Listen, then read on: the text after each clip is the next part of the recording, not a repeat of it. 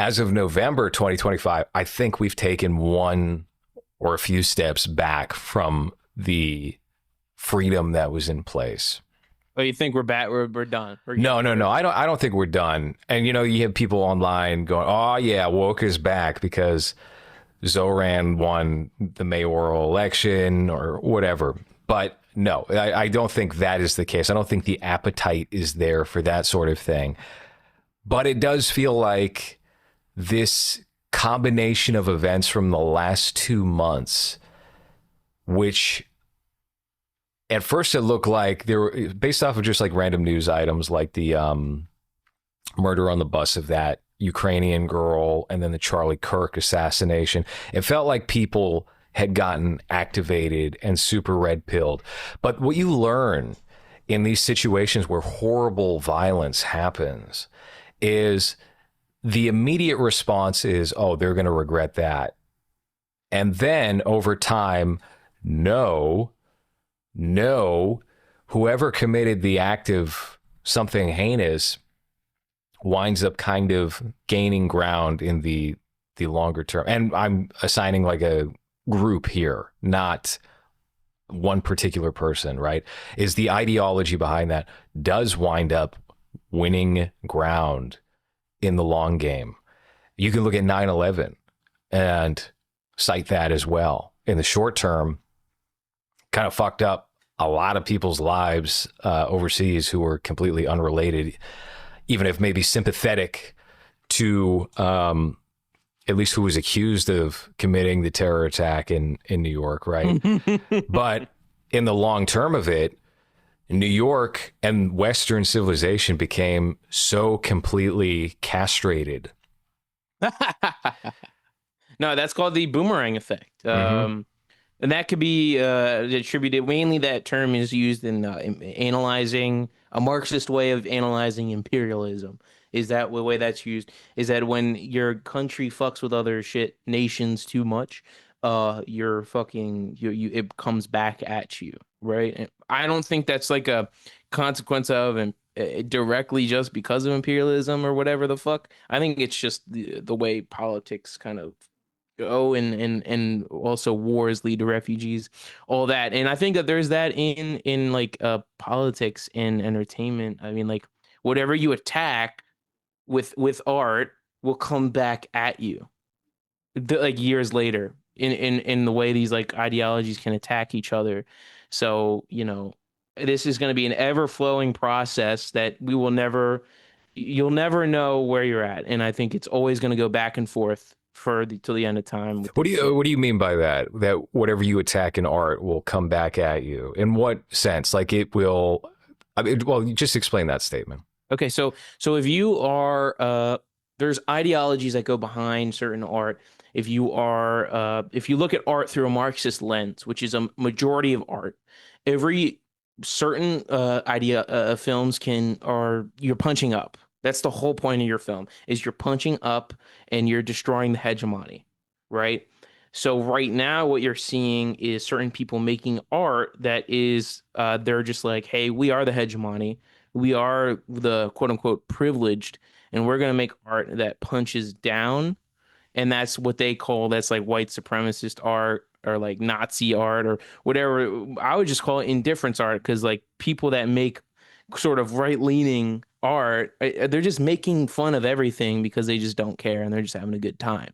Or they're just neutral centered people that are just completely indifferent to this punching up and punching down thing. But if you are centered, you are grouped in with the privileged. If you are a neutral, a centrist, you're grouped in with the privileged, because you should only ever be punching up in a part of what is like we would call it an anti-fascist art movement. Because right now people always want to claim something is theirs.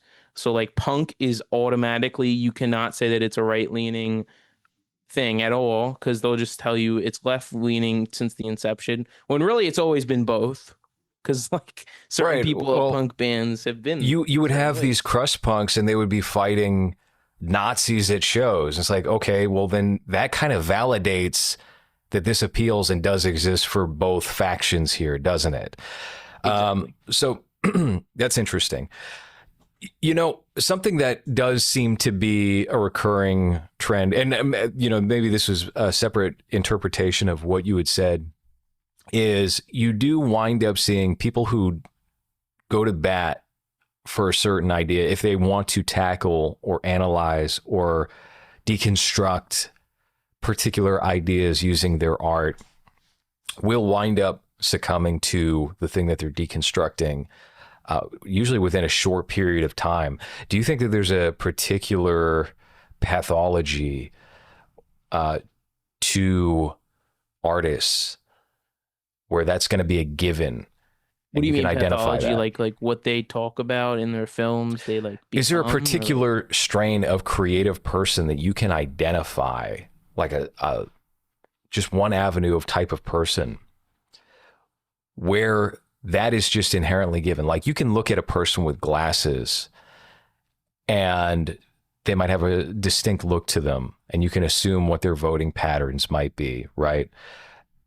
The physiognomy of an individual. Well, similarly, creatives are, on the whole, not that different from one another. I feel like there are maybe 40 varieties of artists, right? Depending on what medium you're dabbling in. And frequently we will wind up seeing the type of artist who will try and parody or give some, offensive rendition of an idea or something that they're looking to tackle or deflate for an audience, right? And then they will later wind up succumbing to this, whatever it is that they're criticizing. Oh, now I get what you mean. Okay. Yes. Yes. I know exactly what you mean. People, they grow up and they have the nice kind of ideology that you can make art about whatever you want to. The standpoint epistemology has not hit them. Let me Google the definition of that real quick. Epistemology. It's a term it's a foundational framework in it's the idea that you cannot talk about something in art unless you have experienced it in your community or your race or anything.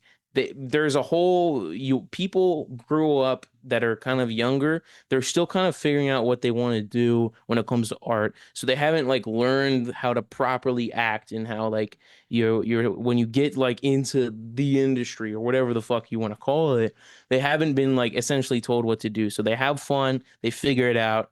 I'm talking about you could say iDubbbz, or you could say Filthy Frank, but Filthy Frank's done it in a much more better way, because he just doesn't talk about any of the shit he did when he was Filthy Frank at all, or but you can, or fucking Seth Rogen, a lot of his old shit was insanely crazy, and the shit he would say in his movies were just so fucking funny, and now he's just a complete. He's been completely and utterly neutered. I think he still makes good stuff. You know what? Here's a Yes. separate thought real quick. When Seth Yes. Rogen was doing comedy, when any of those guys were doing comedy, you watch season 2 of Eastbound and Down, or season 3 of Eastbound and Down, and they're doing essentially a minstrel show on a Southern plantation mansion with Kenny Powers, and Yes. Stevie Janowski's dressed up as a geisha. The shit that's coming out of Will Ferrell's mouth is not what you would imagine today. I think the real problem and what keeps these social issues of what you can and the discussion of what you can and can't say, quote unquote, in art, what keeps that going is making it obvious that you're doing what you're doing because of the societal elements in play here and not simply because it's funny. And actually, That's to criticize, correct. because I was generous for the most part, and I don't like to pick apart friends' work in a public setting or on this podcast. I like to be generally supportive of everything that everyone does. And for the most part, I would say that Extreme Peace was a success creatively in being able to distinguish itself away from what World Peace was and doing something that could be a little more endurable over time, right? what one of my issues with Extreme Peace was it felt like the humor was almost too acknowledging of pushing the goalpost, of going past the line and kind of erasing the line of what is acceptable in a general commercial environment, right? Like the shit you watch in that show, you would never see on Adult Swim, and they were very aware of that, and that's kind of why they're doing it. But in doing that, you're losing sight of what the funniest thing to portray or to convey with your sketch might be. Do you know what I mean?